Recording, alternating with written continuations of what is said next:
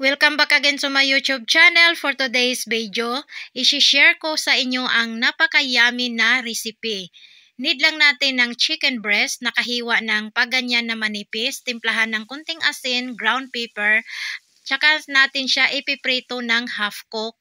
After niya maprito is itatabi lang muna natin, and then gagamit tayo ng butter, igigisa natin ang ating onion, garlic, tomato, red and green bell pepper.